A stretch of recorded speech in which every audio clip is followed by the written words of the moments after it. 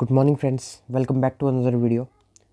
Last video में हमने insolation के बारे में पढ़ा था और कौन से ऐसे 4 टाइप्स है जिसके थ्रू हीट ट्रांसफ़र होती है या पर्टिकुलरली कोई भी ऑब्जेक्ट हीटअप होता है, राइट। जो कि रेडिएशन है, radiation form of energy, advection, conduction and convection form of energy, right. In 4 method से हीट ट्रांसफ़र होती है एक जगह से दूसरी जगह। लेकिन जब हम बात करते हैं अर्थ की, तो हम देखते हैं कि अर्थ का डिफरेंट पार्ट पे डिफरेंट टेम्परेचर है, ठीक है। किस कारण, मतलब मेरे कहने का मतलब है जब सन की इंसोलेशन पड़ रही है अर्थ के ऊपर, ठीक है, तो इसका तो क्या वो इक्वल नहीं है? यही कारण हो सकता है, ठीक है, कि डिफरेंट टेम्परेचर हमको देखने को मिलते हैं। हमारे पोल्स वाला जो एरिया है पर्टिकुलरली वो पूरी तरह से फ्रिजिड है, राइट। और जो इक्वेटर वाला पार्ट है वो इतनी सनशाइन ले रहा है कि वहाँ पे अबंडेंस में है। हमारे पास सोलर एनर्जी के जितने प्रोजेक्ट है वो इक्वेटर पे चले हुए हैं, राइट। क्यों इस तरह से डिफरेंशियल या डिफरेंस देखने को मिलता है हमको पर्टिकुलरली इंसोलेशन में? तो सबसे पहले हम रीज़न बात करेंगे टिल्टेशन, राइट। टिल्टेशन, देखिए ये मैंने पर्टिकुलरली एक डायग्राम बनाई है। ये पर्टिकुलरली अर्थ है और ये सन है। सन का इंसोलेशन देखिए, एक एक्सिस ड्रॉ करेंगे अर्थ के बीच में से। जो ये एक्सिस है ये एक्चुअल में ये टिल्टेड है 66.5 डिग्री पे, ठीक है, 66.5 डिग्री अपने एक्सिस से, ठीक है, जो ओरिजिनल एक्सिस है। जिसके कारण अर्थ, देखिए इधर डायग्राम में देखेंगे, एग्जैक्ट ऐसे सन को फेस करने के बजाय, ठीक है, बी डायग्राम देखेंगे सब, इस तरह से फेस करती है, राइट। देखिए कितना फर्क हो गया, इस तरह से फेस करती है, जिसकी वजह से जितना आप इक्वेटर से पोल्स की तरफ को मूव करेंगे, एंगल ऑफ इंक्लाइनेशन जो होगा वो घटता जाएगा, राइट। जिसकी वजह से जो सनशाइन है या जो इंसोलेशन है वो इस पर्टिकुलर एरिया पे कम हो जाएगी, राइट। इसकी वजह से यहाँ का टेम्परेचर कम होगा, इसलिए हमें पोल्स वाला एरिया जो है वो पूरा फ्रिजिड देखने को मिलता है। और सेकंड, तो सबसे पहले टिल्टेशन ऑफ एक्सिस, सेकंड एल्टीट्यूड। देखिए ये एक बेसिक कंसेप्ट है, जितनी पहाड़ों पे, ठीक है, पहाड़ों को वही एग्जांपल छोड़ता है, जितना ऊंचाई पे जाएंगे उतनी वहाँ पे ठंडी हवा देखने को मिलेगी, राइट। बेसिक सा एग्जांपल है, ठीक है। जितना हाइट पे जाओगे उतनी हवा वहाँ पे ठंडी देखने को मिलेगी। तो हमने पीछे भी अभी एक कंसेप्ट पढ़ा था कि जितना 1000 मीटर, फॉर एग्जाम्पल 1000 मीटर आप ट्रैवल करते हैं तो इसमें 6.4 डिग्री सेल्सियस का टेम्परेचर ड्रॉप देखने को मिलेगा। इसको बोलते हैं नॉर्मल लैप्स रेट। फिर से रिवाइज करेंगे, नॉर्मल लैप्स रेट क्या होता है?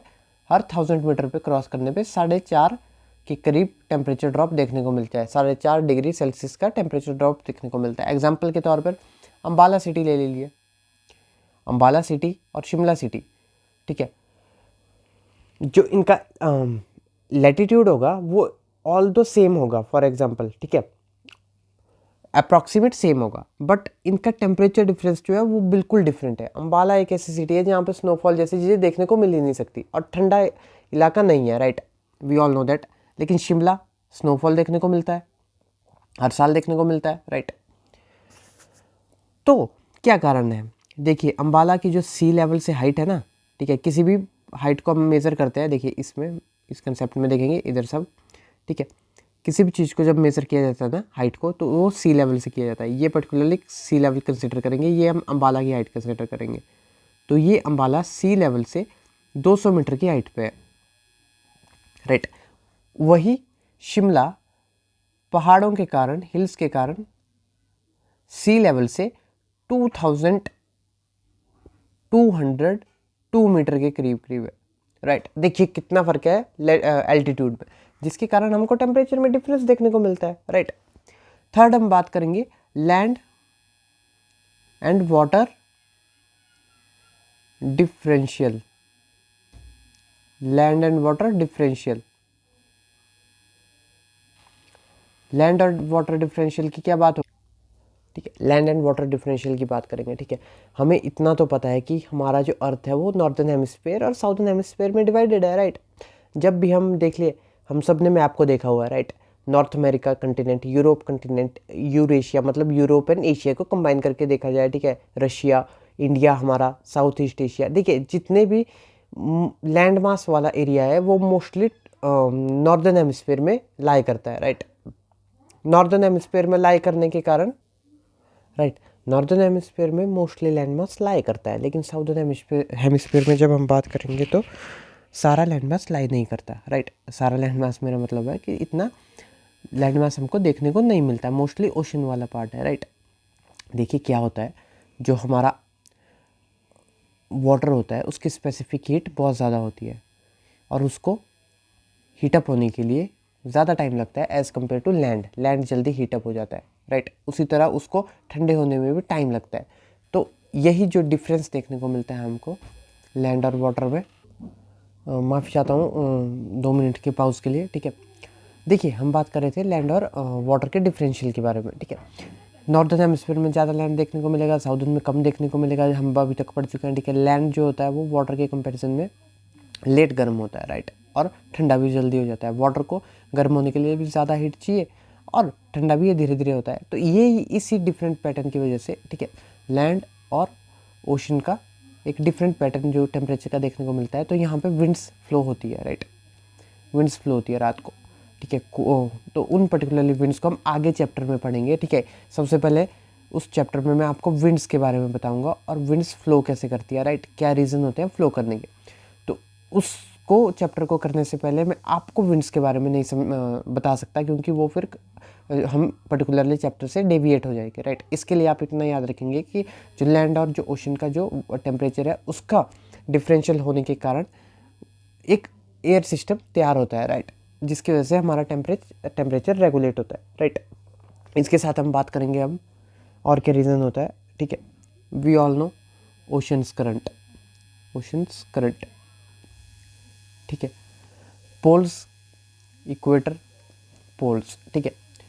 Ocean ocean ocean ocean consider कीजिए इस तरह से, ठीक है। देखिए जितना भी हमारे पास लैंड मास देखने को मिलेगा उसके बीच में हमें बहुत सारा,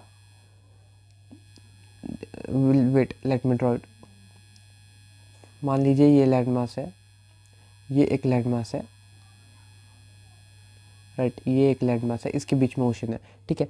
ओशन करंट का मतलब होता है जब जब वाटर ठंडे एरिया से गर्म एरिया की तरफ को मूव करता है और जो ठंडा वाटर है वो ठंडे एरिया से गर्म एरिया की तरफ को मूव करता है, उसी पैटर्न से ओशन करंट की फॉर्मेशन होती है। अभी आप इतना ही समझेंगे, राइट, इससे ज़्यादा नहीं समझेंगे, ठीक है। अब देखिए जब गर्म पानी ठंडे एरिया में जा रहा है तो वहाँ का टेम्परेचर को वो रेगुलेट करेगा। उसी तरह किसी गर्म एरिया में कोल्ड करंट आ रहा है, किसी कोल्ड करंट का मतलब है ठंडे एरिया से कोई करंट आ रहा है, तो वो उस एरिया के टेम्परेचर को रेगुलेट करेगा, राइट। इसको हम पूरे डिटेल में पढ़ेंगे, ठीक है। ये पर्टिकुलरली एक चैप्टर है ओशन करंट का जिसको हम समझेंगे, ठीक है। तो ये सब कारण थे जिसके जिसके जिसके थ्रू हम ये बोल सकते हैं कि हमारे अर्थ का जो टेम्परेचर है या जो इंसुलेशन जो सन से आती है वो अफेक्ट होती है, राइट, जिसमें टिल्टेशन देखने को हमको मिला, ठीक है। टिल्टेशन के साथ हमको लैंड और वाटर का डिफरेंशियल देखने को मिला, ठीक है। उसके साथ साथ हमने ओशन करंट्स के बारे में समझा, राइट। ओशन करंट के साथ समझने के साथ हमने एल्टीट्यूड वाली बात को समझा, ठीक है। ये 3-4 कंसेप्ट को आप याद रखेंगे, राइट। ऐसे तो बहुत सारे कंसेप्ट है, ठीक है, जो लोकल विंड्स चलती है, राइट। फॉर एग्जांपल आप लू का कंसिडरेशन देखें गर्मियों में, जो अफगानिस्तान, पाकिस्तान और इंडिया, बांग्लादेश, इन 4 कंट्रीज़ को ये काफ़ी अफेक्ट करती है, जिसको हम पर्टिकुलरली लोकल लैंग्वेज में लू बोलते हैं, राइट। उस लू की वजह से उन पर्टिकुलरली टेम्परेचर का एरिया का टेम्परेचर राइज देखने को मिलता है, राइट। ये भी एक बड़ा कारण है। तो इस तरह के बहुत से हैं, बट ये जो 3-4 मैंने आपको बताए हैं ये बहुत इंपॉर्टेंट है, राइट। इसको आप हमेशा ध्यान में रखेंगे। और सेकंड जो अब हम बात करेंगे, हम टेम्परेचर इन्वर्जन की बात करेंगे, राइट। टेम्परेचर इन्वर्जन क्या होता है?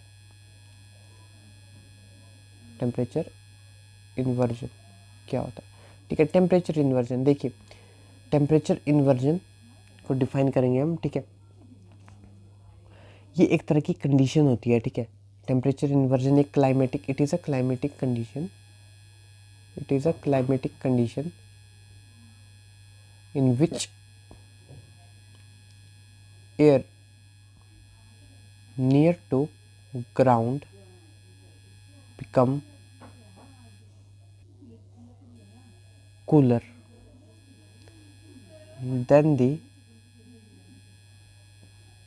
above air, right.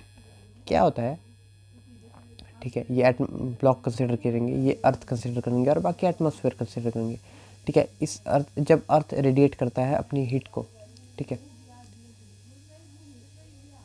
अर्थ ने अपनी हीट को रेडिएट कर दिया, बट एक वार्म ब्लैंकेट पर्टिकुलरली हमारे क्लाइमेट में बन जाता है, राइट, जिसकी वजह से नीचे वाली एयर तो ठंडी, राइट। ये जो है ये पर्टिकुलरली वार्म एयर है, ठीक है। देखिए, कूल एयर के ऊपर एक वार्म लेयर का बनना टेम्परेचर इन्वर्जन कहलाता है, ठीक है। जिस तरह से हम मूवमेंट करेंगे, जैसे जैसे हम हाइट बढ़ाएंगे तो हमारा टेम्परेचर ड्रॉप होना चाहिए था, बट यहाँ पे हमको देखने को मिलता है एक वार्म लेयर की फॉर्मेशन होती है, जिसकी वजह से यहाँ पर टेम्परेचर बढ़ता है और ये टेम्परेचर इन्वर्जन का कारण बनता है, राइट। अब टेम्परेचर इन्वर्जन ये हुआ क्यों, ठीक है। ये बेसिकली जो विंटर नाइट्स होती है ना, विंटर क्लाउडलेस नाइट्स, इनकी वजह से मोस्टली देखने को मिलता है टेम्परेचर इन्वर्जन। जब जो नॉर्मल टेम्परेचर के फिनोमिना है, मतलब जिस तरह से हम हाइट को बढ़ाएंगे हमारा टेम्परेचर गिरेगा, उसके बजाय उस पर्टिकुलरली प्रोसेस के अलावा जो टेम्परेचर होता है वो राइज कर जाता है, राइट। तो उसको हम टेम्परेचर इन्वर्जन बोलते हैं। नेक्स्ट हम बात करेंगे डिफरेंट हीट जोन के, राइट, हीट जोन, ठीक है। क्योंकि अभी हमने अर्थ में पढ़ लिया है तो हम डिफरेंट जोन्स के बारे में देखेंगे, राइट।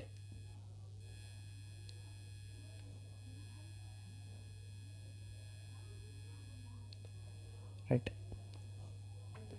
तो डायग्राम कंप्लीट है, ठीक है। 3 तरह के जोन हमारे यहाँ पे देखने को मिलते हैं, ठीक है। फ्रिजिड जोन, टेम्परेट जोन और टॉरिड जोन, ठीक है। ये पर्टिकुलरली इक्वेटर की लाइन आती है, फिर से फर्दर टॉरिड, टेम्परेट और फ्रिजिड, ठीक है। ये हमें पता है 3 टाइप के जोन देखने को मिलते हैं, ठीक है। सबसे पहले बात करेंगे हम टेम्परेट जोन की। 3 हीट जोन के बारे में पढ़ रहे हैं। सबसे पहले बात करेंगे टेम्परेट जोन की, राइट। टेम्परेट जोन की, लेट मी दिस वन, ठीक है, टेम्परेट जोन, ठीक है। Temperate heat zone most habitable zone earth का कंसिडर किया जाता है। क्यों, ठीक है, क्योंकि यहाँ पे ना ही बिल्कुल लो टेम्परेचर है, ना ही बिल्कुल हाई टेम्परेचर है, ठीक है। बिल्कुल एक नॉर्मल सा टेम्परेचर है। मतलब क्या, मतलब इसका मतलब ये है कि जो यहाँ का जो टेम्परेचर हमको देखने को मिलेगा वो थोड़ा ब्रिटिश टाइप क्लाइमेट देखने को मिलेगा, साइबेरियन टाइप क्लाइमेट देखने को मिलेगा, या जिसको हम चाइना टाइप क्लाइमेट भी बोलते हैं, ठीक है। जो आपने सुना है ना Mediterranean type of climate, right, जो हमारे मानसून को ड्राइव करता है, वो सब हमें टेम्परेट एरिया में देखने को मिलता है, ठीक है। मोस्ट हैबिटेबल एरिया कंसिडर किया जाता है। इसके बाद आता है टॉरिड जोन, ठीक है। टॉरिड जोन जो होता है हॉटेस्ट जोन होता है, ठीक है। डायरेक्ट सनलाइट देखने को मिलती है यहाँ पे, ठीक है, जिसकी वजह से यहाँ पे जो क्लाइमेटिक कंडीशन होती है, क्लाइमेटिक कंडीशन सूडान टाइप होती है, राइट। मतलब काफ़ी टफ होता है यहाँ का पर्टिकुलरली हैबिटेट, यहाँ पे रहना काफ़ी टफ होता है। और फ्रिजिड, जैसा कि नाम सजेस्ट कर रहा है, पोल्स वाला area, right, coldest, tough to habitable, right. तो ये 3 तरह के जोन हमको देखने को मिलते हैं, राइट। तो फ्रेंड्स, आज के लिए इन 3 टॉपिक्स पे ही हम ख़त्म करेंगे इस वीडियो को। कल से हम शुरू करेंगे एटमॉस्फेरिक प्रेशर को, राइट। इसके साथ ही एटमॉस्फेरिक प्रेशर को मैं कल ख़त्म करके परसों विंड्स पे शुरू करूँगा, और हम डिफरेंट टाइप्स ऑफ विंड्स को देखेंगे, राइट। किस तरह से प्लेनेटरी विंड्स होती है, क्या लोकल विंड्स होती है, क्या ट्रेड विंड्स है, क्या वेस्टलरीज है, क्या ईस्टलरीज है। वेस्टलरीज का मतलब क्या है, ट्रेड विंड्स क्यों बोला जाता है, राइट। डिफरेंट एस्पेक्ट, या ये हाई हमारा इक्वेटोरियल लो प्रेशर बेल्ट कैसे बना है, इक्वेटोरियल हाई प्रेशर बेल्ट, ठीक है, सब polar low pressure belt and polar ये सब प्रेशर बेल्ट्स कैसे कैसे बने हुए हैं, इन सबको हम अगली वीडियो में देखेंगे। तो आप लाइक कीजिए, सब्सक्राइब कीजिए और कमेंट कीजिए इस वीडियो के नीचे आपको कैसा लगा इस पर्टिकुलर वीडियो में पढ़ना। Thank you very much.